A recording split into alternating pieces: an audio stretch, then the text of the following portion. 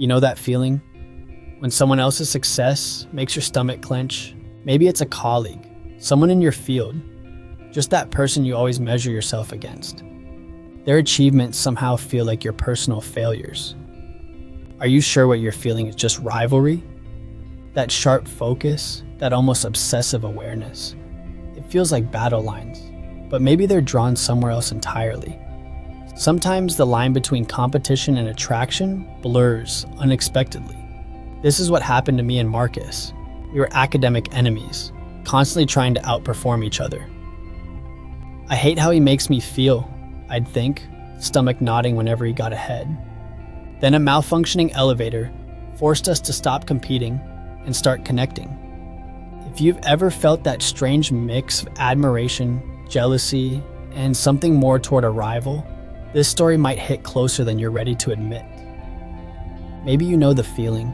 Let me know down below if this sounds familiar. Have you ever noticed how the person you compete with most fiercely also becomes the person who occupies your thoughts, even when the day is over? The one whose achievements somehow matter more than anyone else's? That's what happened with Marcus. I'm Alex, and until last semester, I was the undisputed academic star of my sophomore year. Perfect 4.0 GPA, professor's favorite. I'd spent my life being the smartest person in the room, and honestly, I'd grown comfortable with that identity. Then Marcus transferred in, and suddenly, I wasn't alone at the top anymore. It started small. He'd answer a question in political theory just before I could formulate my response, snag the only perfect score on Professor Whitaker's impossible midterm exam, even got cited by name in a department email for his exceptional analysis of a case study I'd poured hours into. Each achievement of his felt like a direct attack on my academic standing, my future, my very sense of self. What confused me most wasn't his intelligence. I'd met smart people before, but rather my unprecedented reaction to him. I couldn't stop noticing him. The way he taps his pen 3 times before writing anything down. How he absent-mindedly runs his hand through his dark hair when deep in thought. I found myself tracking these details, cataloging them alongside his academic accomplishments. I remember our first real clash in constitutional law. Professor Martinez posed a question about First Amendment protections, and our debate escalated quickly, voices sharp, arguments pointed. I found myself leaning across the seminar table toward him, and he mirrored my posture until we were the last ones left arguing, as everyone else filed out, leaving the teaching assistant awkwardly caught between us. That night, I stayed up until 3 a.m. researching obscure First Amendment cases. I told myself it was about academic thoroughness, about knowing thy enemy. But the intensity with which I mentally replayed our debate was unsettling. How I pictured his animated expressions, his eyes locked onto mine. This pattern continued for weeks. I'd catch myself reading articles on topics Marcus had mentioned. I started anticipating which seat he'd choose, and positioning myself strategically, not too close, but always within sight. In retrospect, I was orbiting him, caught in his gravitational pull while pretending I was simply flying my own path. The rivalry reached its peak when Professor Martinez announced the prestigious Harlow Summer Research Fellowship, a position I'd been working toward since freshman year, banked my entire plan on. Only one student was selected annually. So had Marcus, apparently. When the email finally arrived announcing both Alex Chen and Marcus Washington as co-recipients of this year's Harlow Fellowship, a first for the program, I nearly dropped my phone. We would be working together daily for 10 weeks in the university's research laboratory, which led to sharing the elevator every morning in the Hancock Building's West Wing.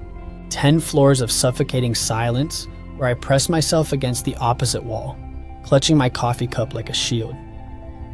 The elevator became its own strange battleground, a space where we performed our carefully choreographed dance of avoidance while trapped in proximity, counting the seconds until the doors open. This morning started like any other. I arrived at 8:07 and found Marcus already inside, standing in his usual spot in the back right corner. I positioned myself in the front left, maximizing the distance between us. I pressed the button for the 10th floor and fixed my gaze on the display panel. Neither of us could have known what would happen next. That the lights would flicker. That the elevator would jolt violently, causing me to drop my coffee. That we would find ourselves suspended between floors, trapped in the very space I'd been so desperate to escape. As the emergency lights kicked on, casting the elevator in an eerie amber glow, I looked at Marcus with dawning horror. That amber glow revealed more than Marcus's face. It illuminated my own reflection in the mirrored wall behind him, my expression betraying emotions I'd carefully hidden for months. What terrified me wasn't being trapped in an elevator, but being trapped with the one person who could see through the academic persona I'd constructed so meticulously. The sudden jolt had thrown me off balance. My coffee formed a dark pool between us, slowly seeping into the carpet like a physical manifestation of the tension between us. I pressed myself against the wall, watching his face carefully. The timing seemed too perfect, getting stuck today, just hours before our joint presentation to the department head. "Did you do this?" The accusation escaped my lips before I could stop it. Marcus looked genuinely startled. "What? How would I possibly cause a power outage?" "I don't know," I admitted, immediately regretting the paranoid question. "It just seems convenient." The emergency lights cast strange shadows across his face, softening his jawline, transforming the academic adversary I'd constructed in my mind into someone I barely knew. Despite our countless debates, I couldn't tell you his favorite book, or where he came from, or whether he had siblings. All I knew was how he challenged me, how he made me feel inferior. I pressed the emergency call button. A crackling voice responded, assuring us that help would come, eventually. "Could be a few hours," the disembodied voice informed us cheerfully. "Hours. With him. In here." I glanced at my watch. 2:30 p.m. "We're going to miss the presentation," I muttered. "There are worse things," he replied with a shrug that seemed impossibly casual. How could he be so unconcerned? This presentation was everything. A chance to demonstrate our research to Professor Harlow, to secure recommendations, to distinguish ourselves. Yet here was Marcus, sliding down the wall to sit on the floor, loosening his tie as if settling in for a long wait.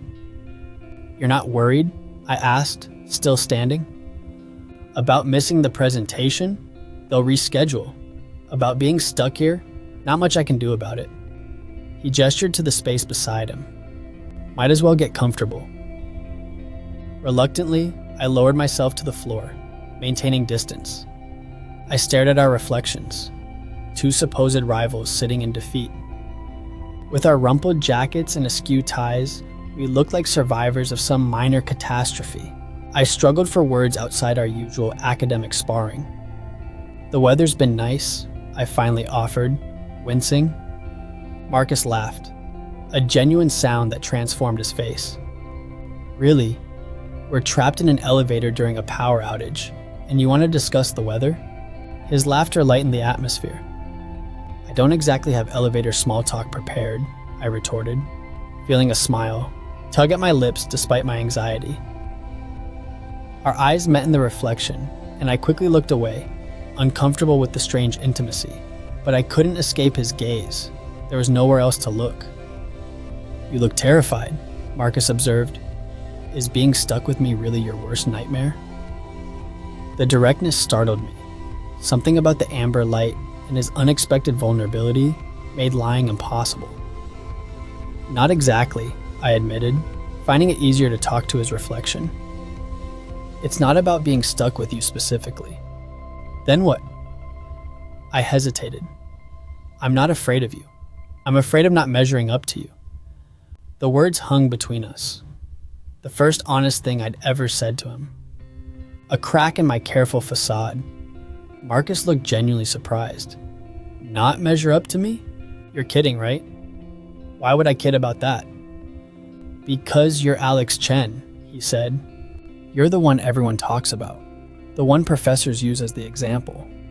I'm just trying to keep pace with you." I stared at him. trying to reconcile this version of reality with mine. How could he possibly think he was keeping pace with me? That doesn't make any sense, I said.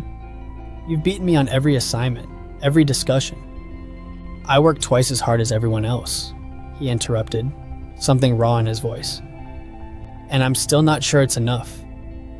We fell silent. In the amber light, with our reflections side by side, I wondered if I'd been seeing him clearly, or just a projection of my own fears and insecurities. Do you ever wonder, I asked as sweat began to bead along my hairline, in the increasingly warm elevator, if we've been fighting the wrong battle all this time? Our jackets had come off, our ties hung loose, and somehow the professional armor we'd worn like shields was dissolving in the rising heat of our confinement, leaving us exposed in ways neither of us had anticipated. An hour had passed since our initial confessions, and the temperature in our metal prison continued to climb. We'd migrated to opposite corners, legs stretched out before us, our polished shoes reflecting the amber emergency light. The silence between us had transformed from hostile to something more contemplative. That's when I noticed Marcus checking his watch repeatedly, a nervous tick I'd never observed in him before. His brow furrowed slightly each time, followed by a barely perceptible sigh.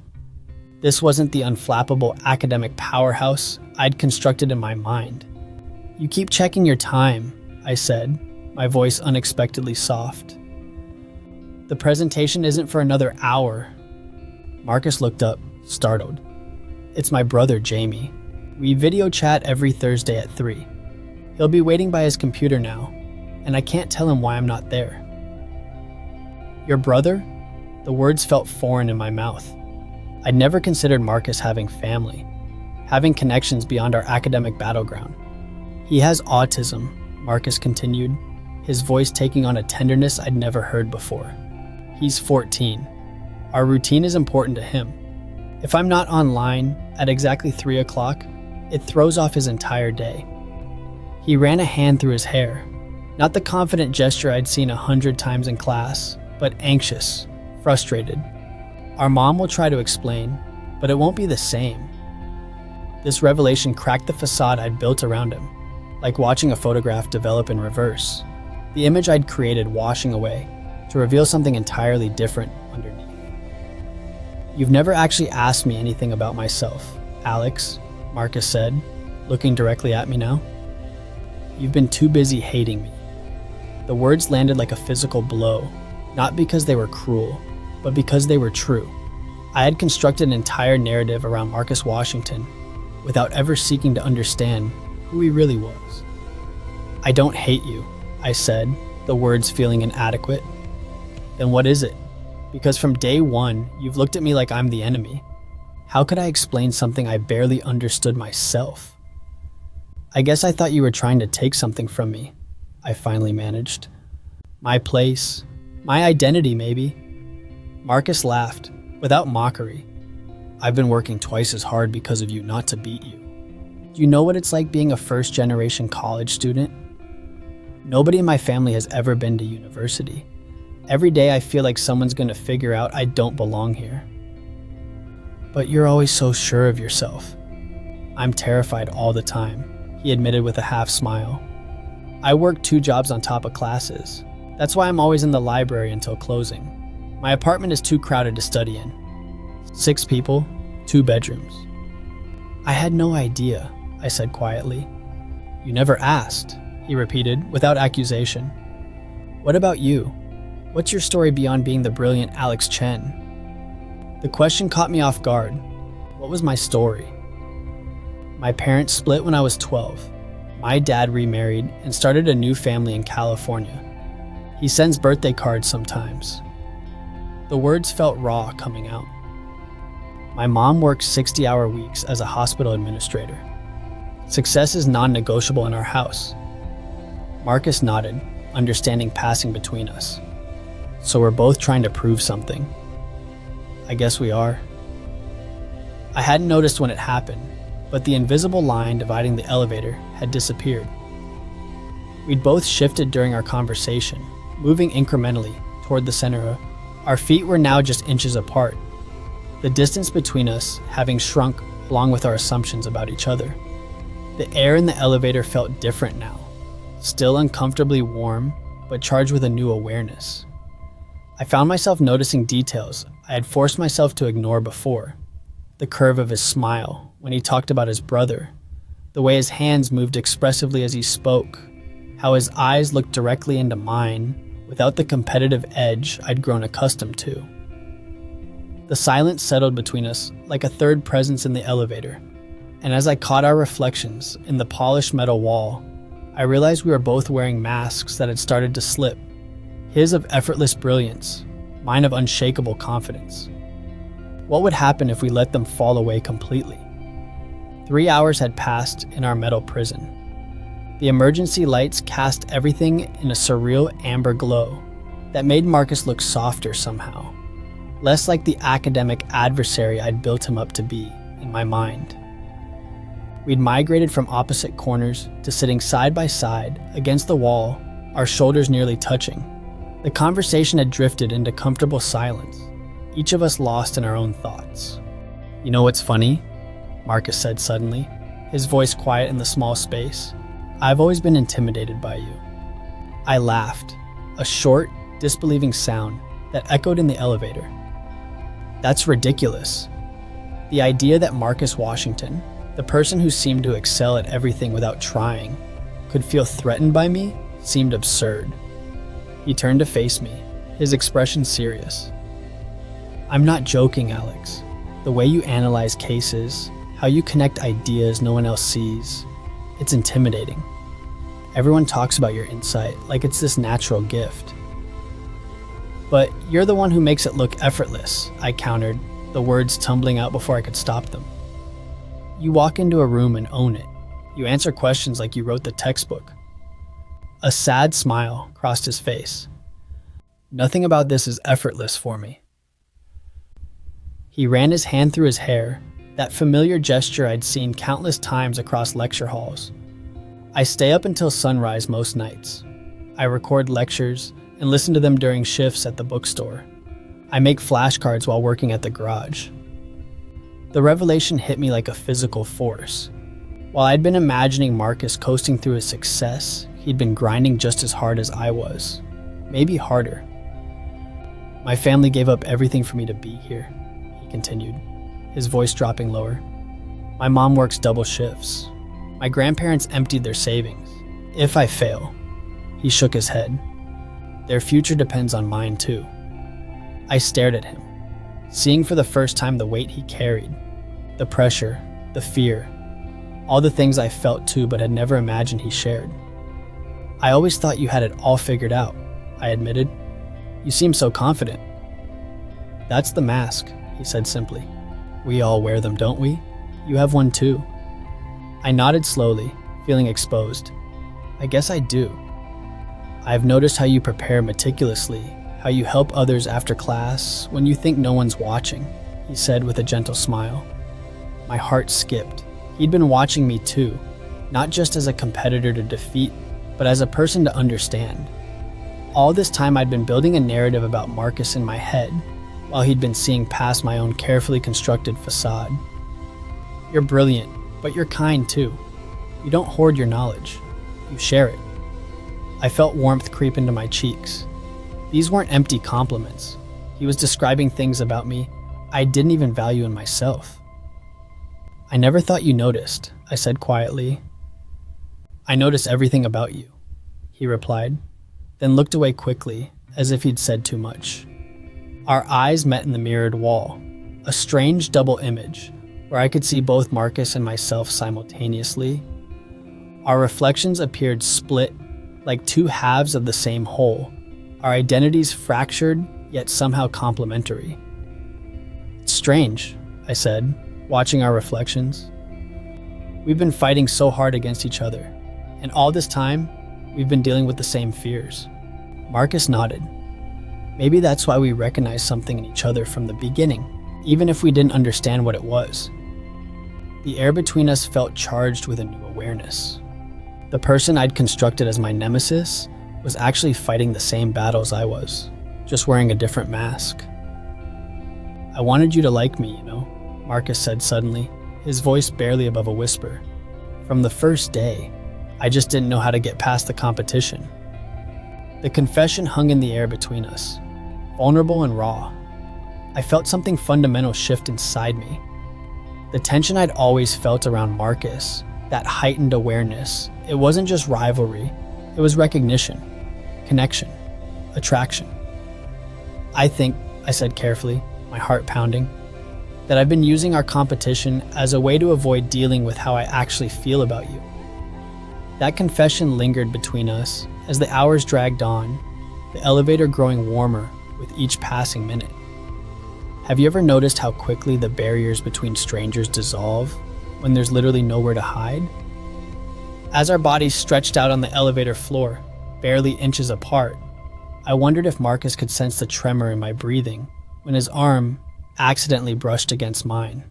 5 hours had passed since the elevator stopped.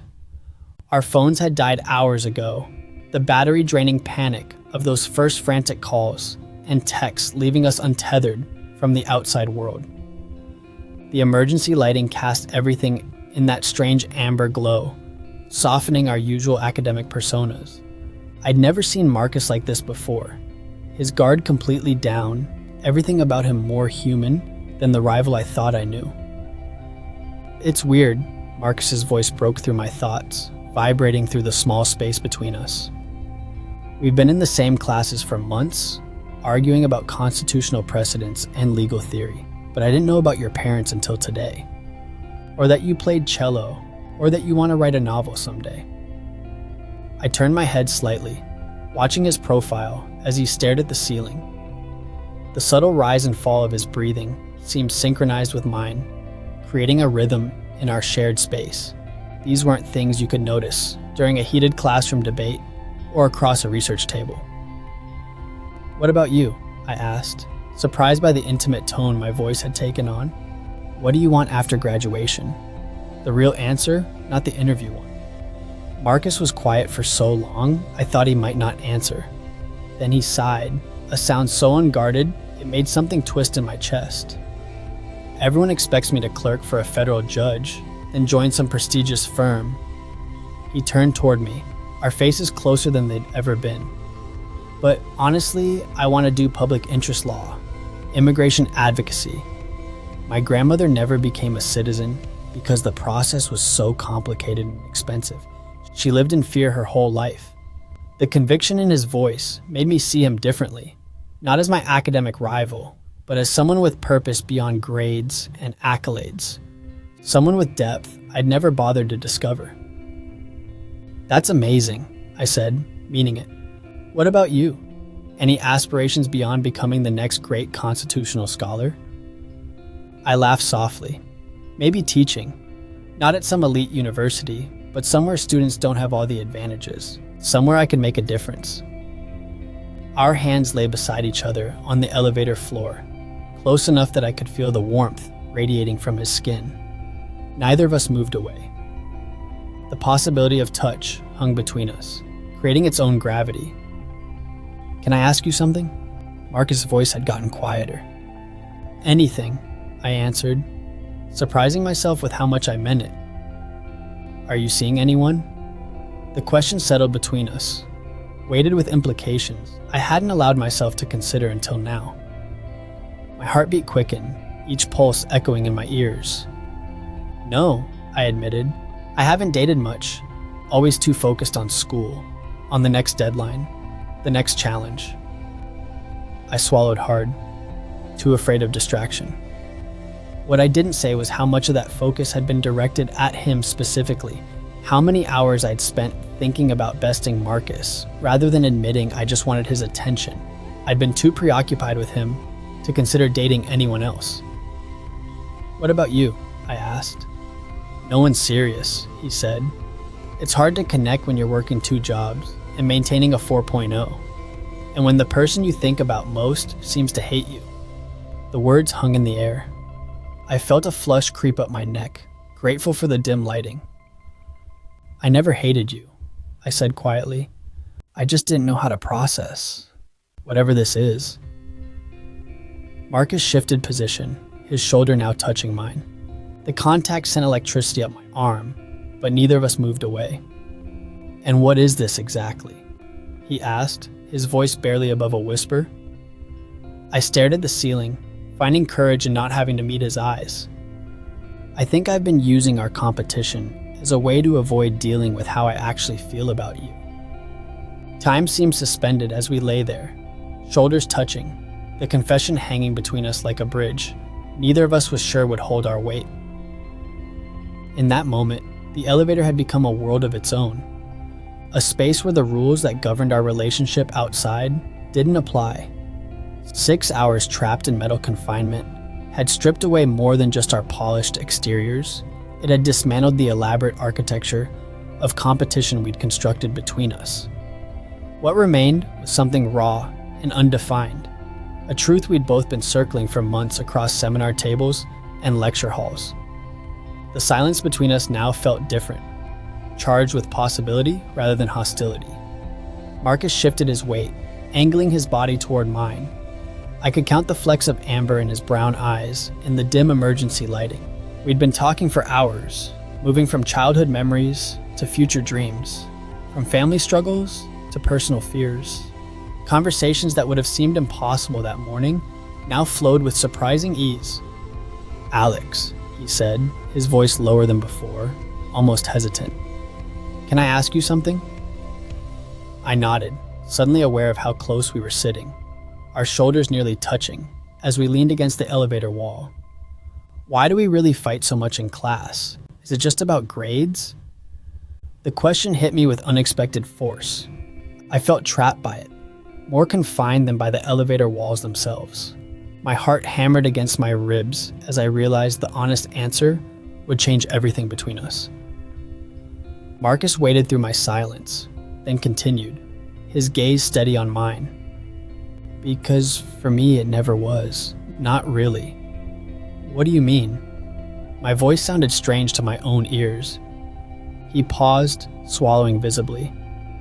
"I argue with you because it's the only way to have your full attention, to see that passion in your eyes directed at me, to know I'm in your thoughts."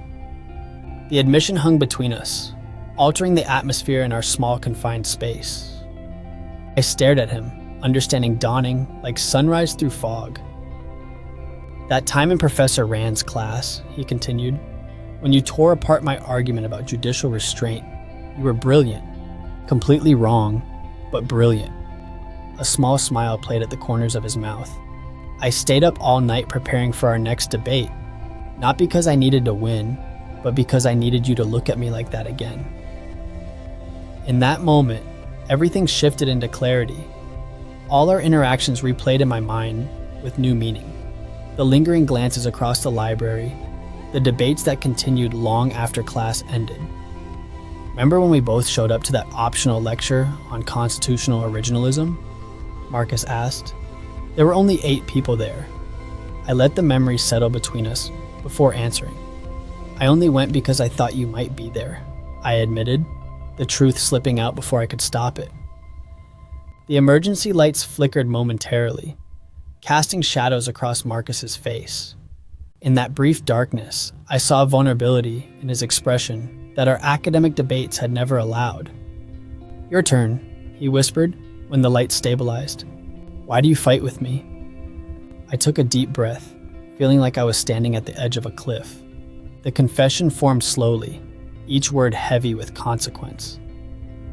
"I think I've been competing with you because it was safer than admitting I wanted to know you," I said finally. "Safer than acknowledging what I really felt when you walked into a room." For a moment, uncertainty flickered across his face, and I wondered if I'd misunderstood everything. Then Marcus reached across the small space between us and took my hand. His fingers intertwined with mine, warm and slightly calloused, the hands of someone who worked hard for everything he had. "All those times I'd raise my hand right after you in class," he said, his thumb tracing patterns on my palm. "I was just trying to impress you. And all those times I'd stay after to argue with you. You weren't ready to leave," he finished. We sat like that for a long time, the realization settling around us like dust after a storm. What happens now? I asked eventually, suddenly terrified of the world beyond the elevator.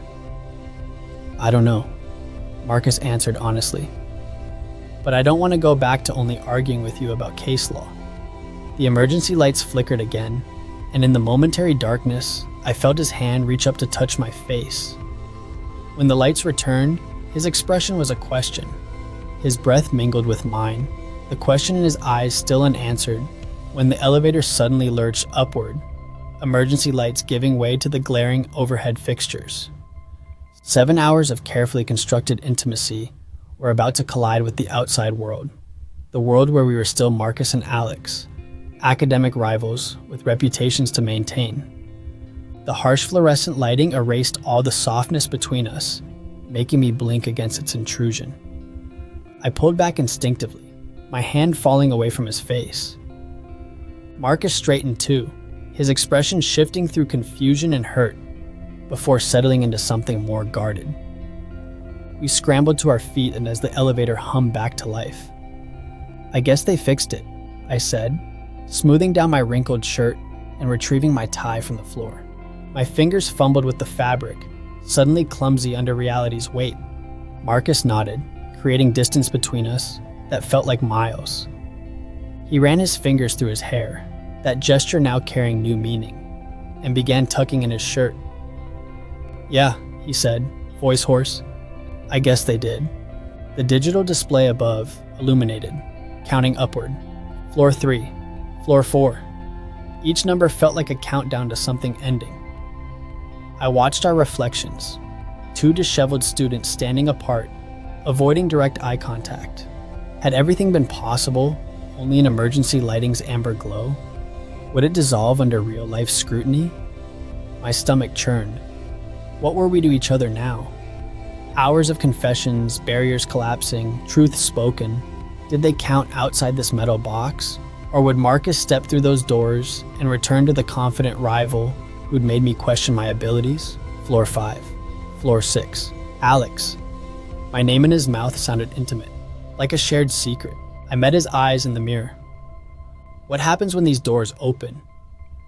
The question hung between us, heavy with possibility and fear. We'd missed our presentation completely, something that would have seemed catastrophic this morning, but now felt trivial. I don't know, I admitted, turning to face him. I know what I want to happen, but you're scared, he finished, stepping closer. So am I. Floor 7, floor 8. People will talk, I said quietly. Professor Harlow, the department, let them, Marcus interrupted, his voice stronger, his eyes locked with mine. I've spent too long worrying about what others think, about measuring up, about being perfect. He swallowed hard. The only person whose opinion I care about now is yours. The elevator slowed and panic surged through me. Outside waited our academic world. Professors expecting excellence, classmates watching for weakness, the competitive environment we'd thrived in. I don't want to go back to how we were before, Marcus whispered. Competing instead of connecting. I can't do it, Alex. Not after today. Floor 9. The elevator decelerated. I saw our possible futures splitting. We could step out separately, pretend nothing had changed, and rebuild the walls between us. Safer, familiar, hollow. Or we could step out together, facing whatever came next, side by side, terrifying but real. I don't want that either, I said. The elevator gave a final lurch, reaching our floor. Muffled voices filtered through from the hallway. My heart hammered against my ribs. Floor 10. We had arrived. Marcus looked at me, a question in his eyes. I reached for his hand, threading my fingers through his. His palm was warm against mine, a silent promise. A soft ding announced our arrival, and the doors began to slide open. The fluorescent hallway light hit us like a spotlight on stage. The sharp intake of breath from Professor Harlow cut through the sudden silence as his fountain pen clattered to the floor. Behind him, our classmates' whispers rippled like wind through tall grass. Mr. Chen, Mr. Washington. Professor Harlow stepped forward. relief evident in his voice. "We've been trying to reach you both. When you missed the presentation, we became concerned, and then we heard about the elevator malfunction." His words faded as he noticed our intertwined hands, his sentence trailing into uncertain silence. I felt Marcus's grip tighten, anchoring me as the whispers intensified. We stepped forward together, crossing the threshold between our private world and the public one. The competition between us had transformed into something that made my pulse quicken in a different way than academic rivalry ever had. The classroom door feels different as I push it open the next morning. The familiar flutter of anxiety is still there, but it's transformed into something warmer, more electric. Marcus is already seated, his eyes finding mine across the room.